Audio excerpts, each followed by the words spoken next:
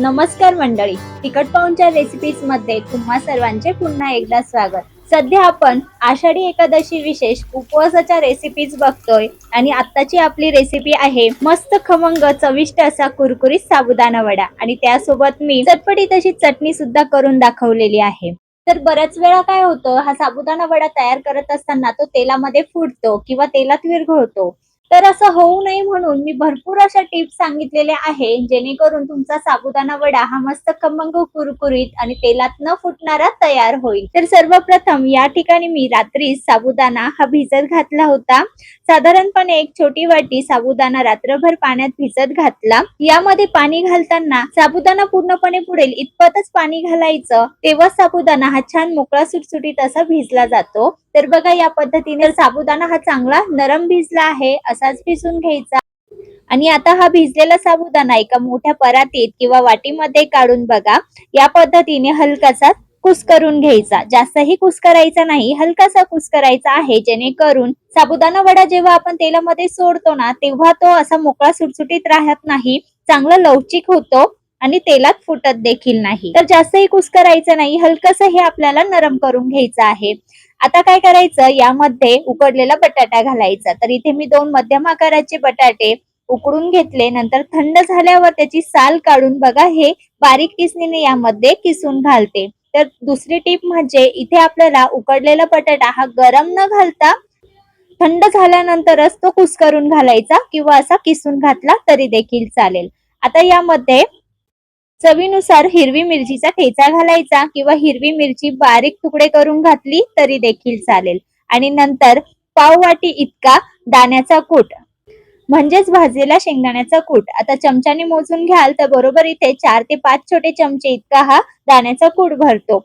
आणि बारीक चिरलेली कोथिंबीर घातली आहे. सर्वात शेवटी चवीनुसार मीठ घालायचं, संपूर्ण चांगलं मिक्स करून घ्यायचं.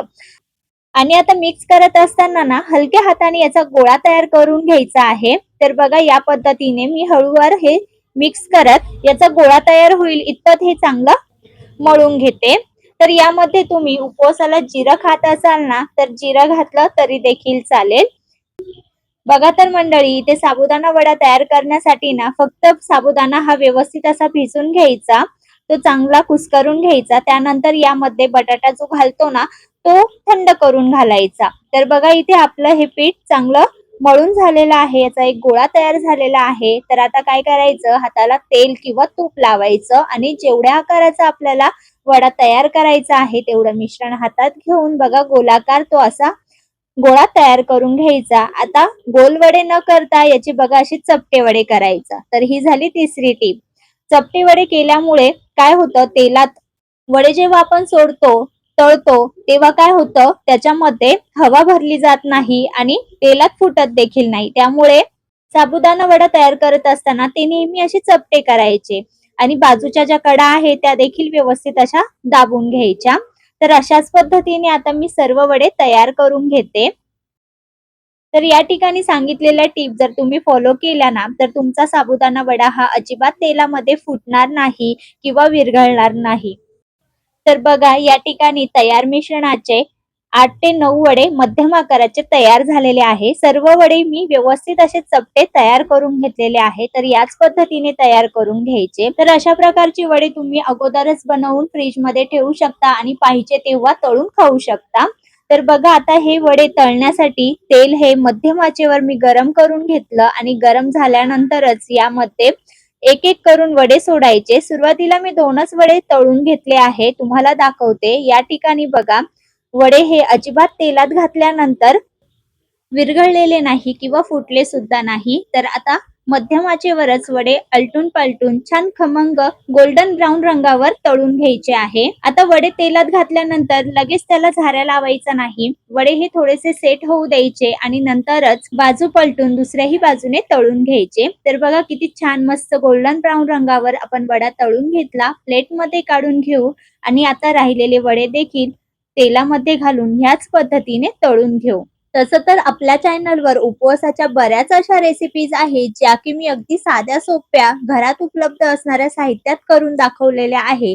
त्या रेसिपीज जर तुम्ही अजूनही बघितल्या नसेल तर नक्की आपल्या चॅनलला भेट देऊन त्या रेसिपीज देखील बघा आणि आवडल्यास लाईक फॉलो करा. तर बघा हे वडे सुद्धा तळून झालेले आहे, मस्त खमंग असे तयार झालेले आहे. तर आता हे प्लेट मध्ये काढून घेऊ आणि यासोबत खाल्ली जाणारी चटपटी तशी चटणी तयार करायला घेऊ. त्यासाठी काय करायचं, मिक्सरच्या भांड्यामध्ये पाव वाटी शेंगदाणे, तर कच्चे शेंगदाणे घातले, त्यामध्ये चवीनुसार हिरवी मिरची, जसं तिखट हवं त्यानुसार हिरवी मिरची घाला, थोडीशी कोथिंबीर आणि पाव वाटी दही घातलं. तर इथे मी थोडंसं आंबटच दही घेतलं आहे.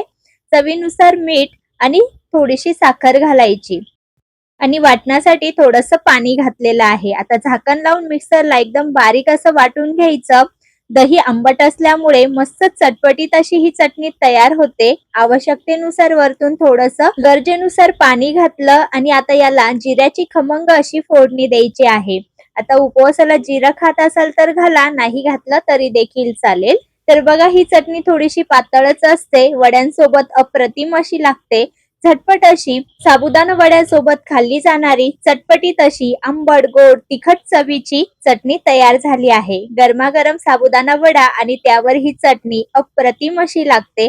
नक्की ट्राय करून बघा. तर तुम्हाला आजची माझी ही रेसिपी कशी वाटली कमेंट करून सांगा. ही रेसिपी तयार करून बघा, नंतरच तुमचा अभिप्राय कळवा आणि अशाच झटपट रेसिपीज बघण्यासाठी आपल्या तिखट पाहुणचार रेसिपीजला सबस्क्राईब करा. धन्यवाद.